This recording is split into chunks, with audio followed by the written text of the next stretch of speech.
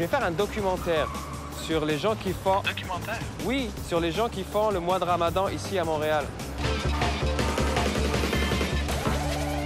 Aujourd'hui, je rencontre Eduardo, un jeune professionnel montréalais d'origine brésilienne.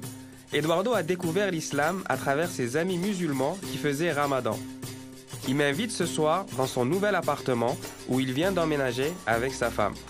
C'est une belle place pour venir Te ressourcer? contempler, se ressourcer, réfléchir, faire de l'entraînement. Au fait, le Ramadan a été justement un élément crucial dans ma conversion à l'islam. C'est un ami à moi que j'ai rencontré au secondaire. À l'époque, je me rappelle, c'est lui qui m'a amené cet élément du Ramadan. Je savais c'était quoi un peu, parce que je me rappelle qu'une fois, mon frère m'avait dit qu'il jeûnait. Puis là, j'ai dit, c'est quoi ça, le jeûne? Puis il dit, d'où ça sort? Puis il dit, ah, j'ai un ami à moi, il est musulman, il jeûne. Fait que mon frère le faisait, mais pas vraiment de manière sérieuse. Puis après ça a été renforcé avec un ami à moi au secondaire qui, lui, jeûnait dans une époque où on faisait beaucoup d'exercices à l'école, parce que nous, on avait des cours de gym, puis on avait un programme sport. OK. Puis là, il buvait pas d'eau quand tout le monde buvait. Je lui demandais, pourquoi tu bois pas de l'eau? Puis là, il dit, je jeûne. Puis là, je suis comme, ah, c'est intéressant. Puis là, j'ai juste bu dans sa face, comme si, tant pis pour toi, tu manques, tu te prives. Moi, je vais pas me priver. Puis là, il m'a regardé, puis il m'a dit, ouais, mais tu sais, c'est pas tout le monde qui peut le faire, le jeûne. C'est quelque chose de très difficile. Puis je me rappelle que il me l'avait dit d'une manière comme si vraiment... C'était un défi, en fait.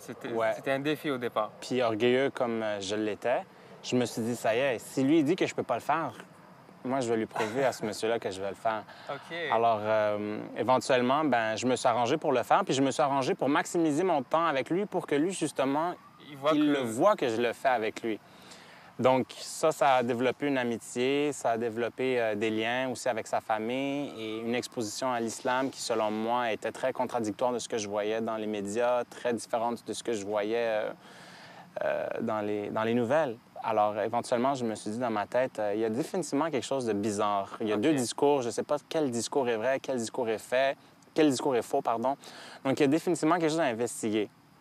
Puis avec le temps, le plus que je faisais le Ramadan, il y avait quelque chose de spécial qui se passait aussi. Tu as gardé ce défi de Ramadan? Jusqu'à la fin. J'ai fait le Ramadan au début, mon intention, c'était pas de me convertir, c'était pas de devenir musulman. Au fait, si tu m'avais dit que j'aurais été musulman aujourd'hui, je t'aurais dit que t'es fou.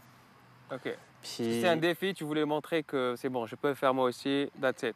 Puis en même temps, quand je faisais exactement ça, il y a quelque chose qui s'est produit, c'est que je bénéficiais du Ramadan. C'est-à-dire, je le faisais avec un défi, mais en même temps, sans avoir les bonnes intentions, je prenais tous les bénéfices que le Ramadan amène, c'est-à-dire la reconnaissance, la gratitude.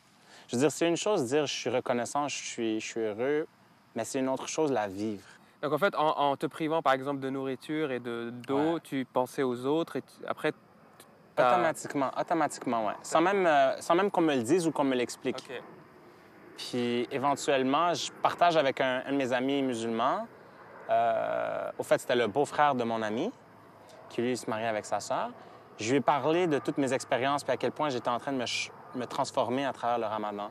Que mon cœur devenait plus tendre, que mon cœur devenait plus reconnaissant, que j'avais envie subitement de donner un câlin à ma mère, que j'avais envie de lui dire que je l'aime, que j'avais envie de lui dire merci d'avoir préparé à manger, merci de payer l'école pour moi, merci pour tout, au fait. OK. Puis là, lui, il me disait, Subhanallah, Eduardo, toi, t'es même pas un musulman, puis tu jeûnes, puis on dirait que tu acquiers les bénéfices du Ramadan plus que la majorité des musulmans qui parfois, eux, le font plus de manière rituelle, de manière culturelle. Ouais. C'est plus ritualistic, comme on dit. C'est un rituel, dans le fond. En fait, toi, tu faisais des recherches à côté. Vraiment. Et plus tu découvrais, plus ça t'intéressait. Ouais. Et, mais justement, là, c'est Ramadan qui t'a fait découvrir l'islam finalement. Ouais. Et là, c'est le 6e. Quelle est l'évolution que tu as vue en toi? Je pense qu'aujourd'hui, je me regarde, puis je fais la différence avec le Ramadan que je faisais initialement. Puis la plus grande différence, c'est que maintenant, premièrement, je le fais avec les bonnes intentions. OK. Inch'Allah, j'espère, parce qu'on ne peut jamais savoir quelles sont nos vraies intentions. On espère qu'elles sont sincères. Mais je le fais définitivement pas pour le prouver à qui que ce soit. Il n'y a plus de défi, là, c'est bon. Il a compris au bout de 6 fois. Exactement. Mon ami, il n'est plus là pour voir si je jeûne ou pas. C'est facile d'aller dans ta chambre et tricher, puis au travail même, c'est facile. Mais maintenant, je le fais pour les bonnes intentions. Ça, c'est la première chose. Puis la deuxième chose, c'est que maintenant, contrairement à avant, je me gave plus la nuit. Avant, je me gavais vraiment beaucoup la nuit pour pouvoir acquérir le maximum de nourriture Ouais, possible ouais. dans l'estomac en pensant que j'allais être mieux. Mais je me suis dit, avec le temps, non, il ne faut pas le faire comme ça parce que le but, justement, du ramadan, c'est de sentir cette faim constante. Parce qu'il y a des gens dans le monde qui ont faim constamment et qui ont besoin, justement, de solidarité. Donc, moi, à partir du moment où je vais me gaver, à partir du moment où je vais manger en excès, je serai plus solidaire avec eux, puis je défie un peu le... C'est pas le principe C'est du pas mois le de principe, Ramadan. exactement. Tu m'enlèves les mots de Donc la ce bouche. soir, Exactement. on va pas se gaver. C'est ça que Ben, c'est-à-dire, nous, on va te gaver toi, parce que tu es un invité, mais moi, personnellement, je vais pas me gaver. Mais non. Mon cerveau, il me dit mange, mais mon estomac, il me dit Arrête. arrête. Et Fait que je sais pas pour toi, mais moi, j'aime non, mais limiter moi à une aussi, petite c'est la même portion. chose. C'est la Ouais. même chose, c'est exactement. Tu as bien décrit justement, c'est tout le mois de Ramadan et le principe.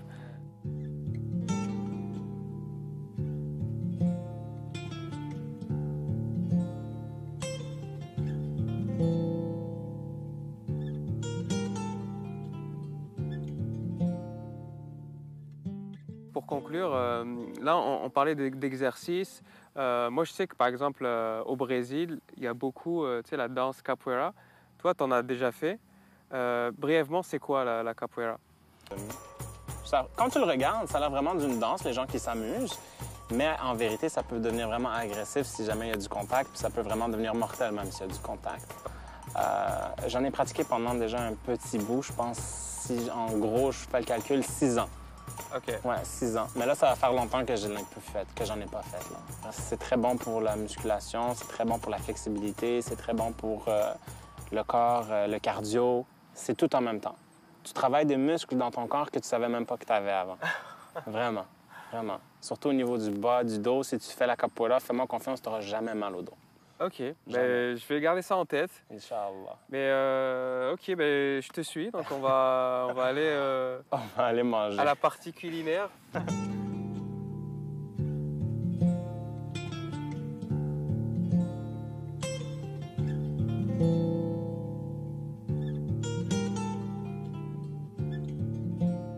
Bon, là, c'est l'heure de la rupture du jeûne. Alors, on prend des dates. Bismillah. Bismillah. Je t'invite à briser ton jeûne. Ben, C'est bon de faire un doigt, une prière avant de manger, comme tu le sais déjà sûrement. ouais. Alors, tu fais une prière personnelle. puis- Quelle prière tu fais, toi? Moi, je demande toujours à Allah pour qu'il me rende sincère dans mes intentions et pour qu'il fasse de moi un meilleur musulman. Inch'Allah.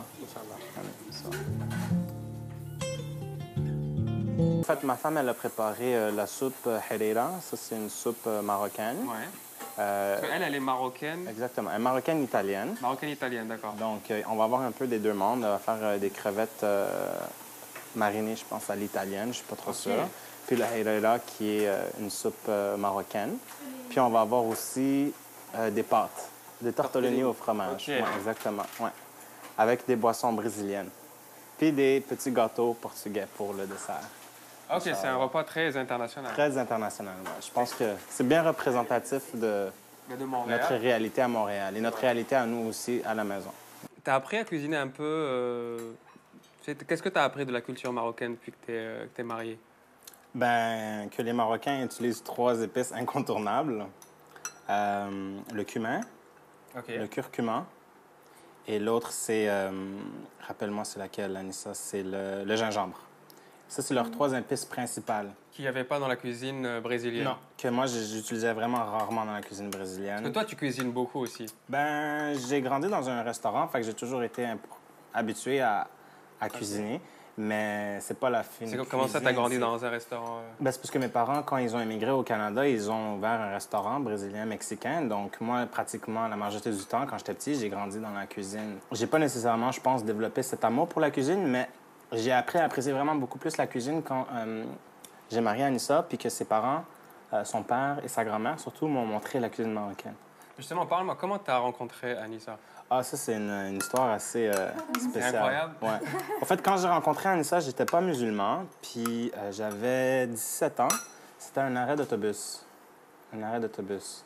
Et beaucoup de gens, à cause du fait justement que je l'ai rencontré dans un arrêt d'autobus, pensent que je me suis converti à l'islam à cause que je voulais pouvoir la marier, que je voulais conquérir son cœur, etc. Mais c'est complètement faux. Au fait, quand j'étais à l'époque, c'était au cégep, right? À Vanier College. Ouais. Okay. On s'est rencontrés à l'arrêt d'autobus, mais à la base, on est à la même cégep. On est à la même, exactement. Mais moi, j'ai toujours apprécié Anissa pour sa personne, mais dans ma tête, à moi, j'avais aucune idée que j'allais la marier. Pour moi... Mais là, c'était avant le défi ou après le défi? C'était après le défi. Donc là, tu as déjà fait Ramadan? Ouais, j'avais déjà fait le Ramadan, donc j'étais un peu déjà dedans. J'avais des connaissances de base sur l'islam. OK.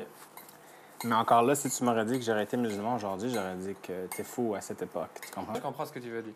Et toi, Anissa, comment tu as vécu, justement, ou ta famille, comment ils ont vécu le mariage avec un Brésilien converti? Ben, c'est sûr qu'au début, c'était difficile parce que c'est quelque chose de nouveau pour eux.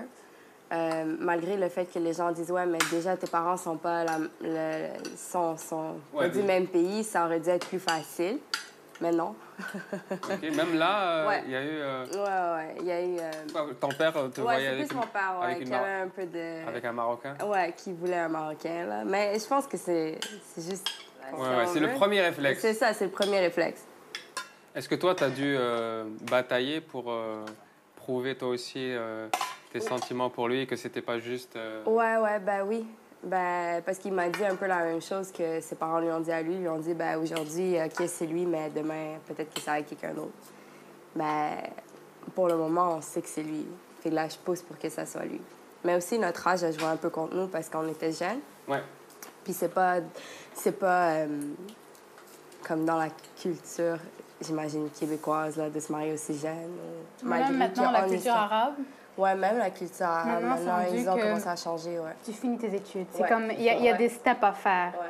Ouais, ben, là, maintenant, la moyenne d'âge dans les pays arabes, c'est autour de 28 pour le mariage. Donc, c'est vrai que tu te bâtisses toi-même avant de vouloir... Ouais, exactement.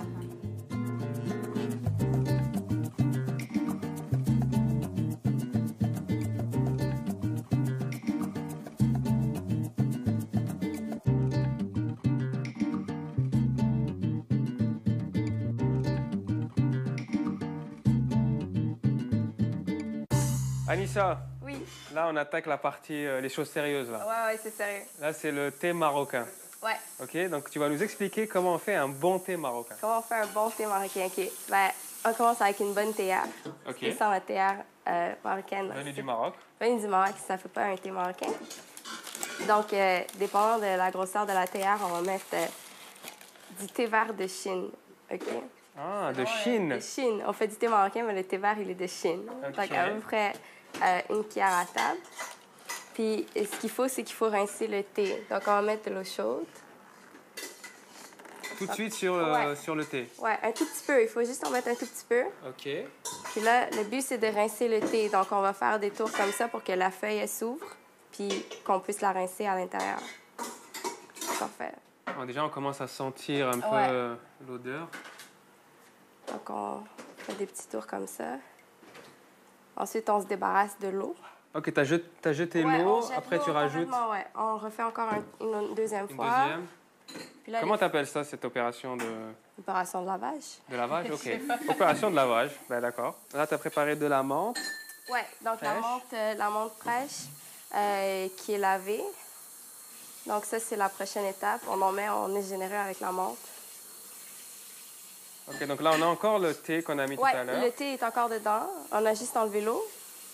Là, on met la menthe, puis on met des cubes de sucre. Un gros morceau. 2 gros morceaux. 2 gros morceaux de sucre? Oui, c'est pour ça qu'il est aussi bon. C'est parce qu'il est sucré. OK. Et il faut mettre le sucre après pour ne pas brûler la menthe avec l'eau chaude. Donc, en mettant le sucre en deuxième, ça permet de couvrir la menthe bien. Puis là, on remplit.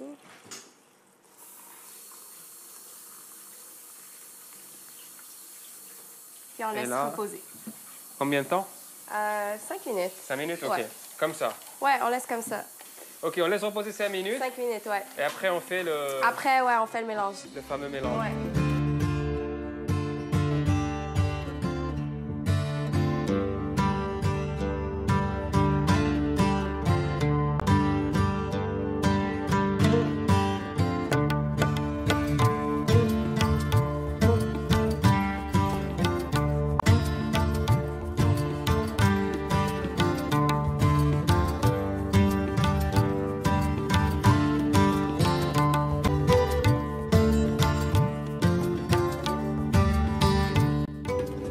on est tous à table.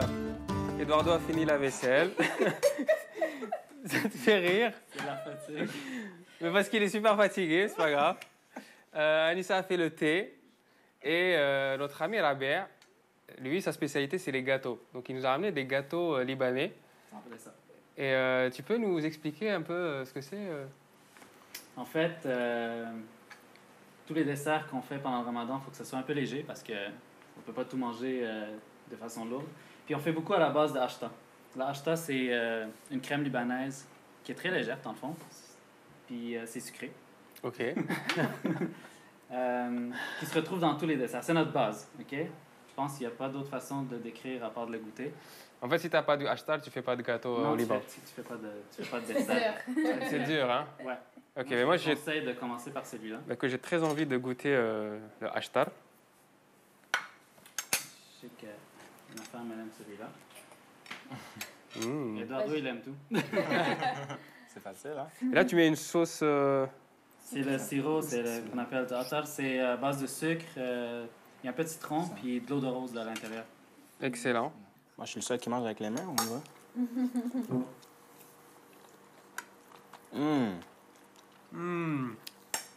C'est pas pire, hein, le ashtar? Écoute, hein, C'est vraiment bon. c'est du ashtar. C'était vraiment un repas international, des cultures très variées qui représentent vraiment bien Montréal, finalement. Donc là, on a vu Brésil, Portugal, Italie, Maroc, Liban... Algérie, ouais. Et le Québec aussi, qui était... parce qu'on est au Québec, il faut le dire. Est-ce que tu pourrais nous dire un petit message de fin pour le mois de Ramadan? Et parce que bientôt aussi, c'est l'Aïd, comme on en parlait, mais en portugais. Ouais, bien sûr. Para todos os meus irmãos muçulmanos no mundo, eu queria desejar para vocês todos feliz Ramadã, cheio de felicidade e alegria. Que Deus abençoe vocês com Eid maravilhoso, que Deus abençoe suas famílias, que vocês sempre sejam unidos e que vocês sempre se lembram da razão pela qual vocês estão aqui nesse mundo, que é para agradecer a Deus, Allah, subhanahu wa ta'ala, e vocês sont todos no meu coração e amo vocês todos. Feliz Eid. Alors, ça veut dire quoi en résumé? Beaucoup de choses. J'ai souhaité beaucoup d'unité dans la communauté musulmane à travers le monde, beaucoup de bonheur. J'ai demandé que Allah subhanahu wa ta'ala, il bénisse toutes les familles musulmanes à travers le monde. J'ai demandé aussi pour que toutes les communautés musulmanes fassent un effort pour chercher à devenir des meilleurs musulmans en étant unis. J'ai vraiment basé sur beaucoup l'unité. Ouais. J'ai demandé aussi que... j'ai dit aussi que j'aime tous les musulmans sur cette terre. J'ai dit qu'ils sont tous dans mon cœur.